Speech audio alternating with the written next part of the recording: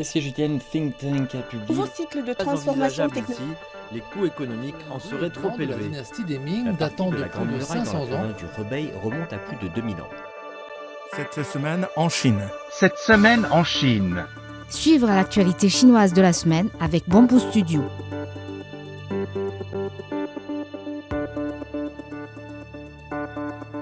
La Chine a enregistré une forte croissance de la consommation pendant les 3 jours de congé de la fête de Qingming.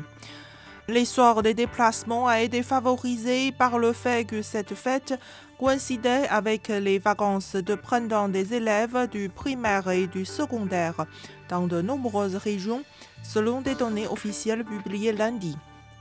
La consommation liée à l'hébergement hôtelier sur les principales plateformes a augmenté de 2,6% par rapport à l'année précédente, tandis que les déplacements interurbains ont progressé de 15,1% selon ces mêmes données. Pendant les vacances, les réservations de location de voitures ont augmenté d'environ 40% par rapport à l'année précédente, bordée par une forte hausse de voyages en famille, précise la source. Environ 845,38 millions de trajets de passagers ont été effectués à travers la Chine pendant les 3 jours de congé de la fête de Qingming, soit une hausse de 6% sur un an, ont indiqué lundi les autorités chargées des transports. Les déplacements routiers ont représenté 778,45 millions, soit une hausse de 5,8% par rapport à la même période l'année dernière, tandis que les voyages ferroviaires ont atteint 57,68 millions, en hausse de 8,2% en glissement annuel.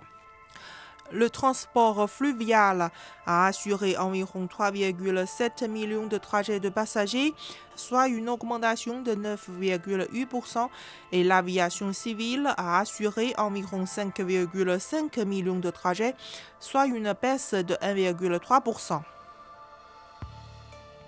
Beijing recrute des livreurs de repas comme superviseurs de première ligne de la sécurité alimentaire dans le but de renforcer la surveillance du vaste secteur de la livraison de repas en ligne de la ville. Ce programme encourage les livreurs à signaler les infractions lors des collectes et des livraisons, telles que les cuisines insalubres ou les activités sans licence, grâce à des outils de signalement intégrés à l'application. Les plateformes effectuent une première vérification avant de transmettre les signalements vérifiés aux autorités compétentes, formant ainsi un système en boucle fermée où les autorités enquêtent et communiquent les résultats, tandis que les livreurs reçoivent des récompenses pour les signalements confirmés. La Chine a inauguré mercredi 8 avril un service amélioré de transport d'animaux de compagnie sur son réseau ferroviaire à grande vitesse, étendant la couverture à 121 gares et 228 trains.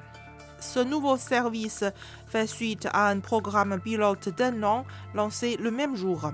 Durant cette phase d'essai, plus de 15 000 animaux ont été transportés en toute sécurité.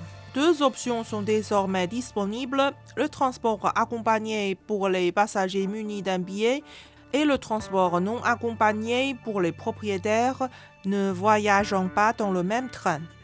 Les animaux éligibles sont des chats et des chiens en bonne santé élevés en Chine, pesant moins de 15 kg, mesurant moins de 40 cm au garrot et moins de 52 cm au sol. L'administration chinoise du cyberespace a rédigé un projet de mesures administratives relatif aux services Internet impliquant des humains numériques. Ce projet exige que les fournisseurs de services impliquant des humains numériques, qui sont des êtres virtuels à l'apparence humaine, capables de discuter par voix ou par d'autres formes d'interaction, affichent en permanence, de manière bien visible, la mention humain numérique à côté de ces contenus. La 42e expédition antarctique chinoise a mené avec succès le tout premier forage à l'eau chaude du pays en Antarctique, atteignant une profondeur de 3413 mètres. Cette performance bat le précédent record international de 2540 mètres pour le forage à l'eau chaude en zone polaire. Le forage à l'eau chaude dans les calottes glaciaires polaires est un domaine de recherche de pointe qui permet d'étudier les changements paléo-environnementaux, de contribuer à la prévision du changement climatique mondial et d'explorer les limites de la vie dans les environnements extrêmes.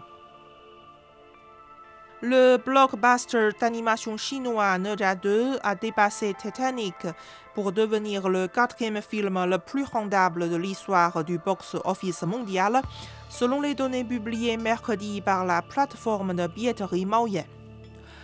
Les recettes mondiales du film s'élevaient à 2,27 milliards de dollars mercredi, ce qui lui a permis de dépasser le film épique de James Cameron, sorti en 1997.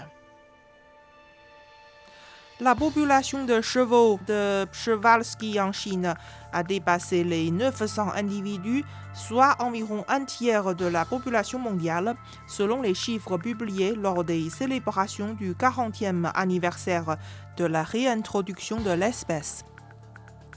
Ce succès est l'aboutissement de décennies d'efforts de conservation dans le cadre du programme de réintroduction du cheval sauvage, une initiative lancée en 1985 pour restaurer l'espèce, déclarée éteinte à l'état sauvage dans les années 1970 en raison du braconnage et de la destruction de son habitat. Ce programme de réintroduction a permis de transformer avec succès ce fossile vivant, dont l'histoire évolutive remonte à 60 millions d'années, de l'élevage en captivité à la création de troupeaux sauvages autonomes. La Chine a lancé mardi une fusée porteuse Longue Marche 8 depuis la province insulaire méridionale de Hainan, envoyant 18 satellites Internet dans l'espace. La fusée a décollé à 21h32 heure de Beijing depuis le site de lancement commercial de vaisseaux spatiaux de Hainan. Elle a placé avec succès les charges utiles, le 7e lot de satellites Internet de la constellation Tianfen sur l'orbite prédéfinie. Vous écoutez Bamboo Studio, merci de votre attention.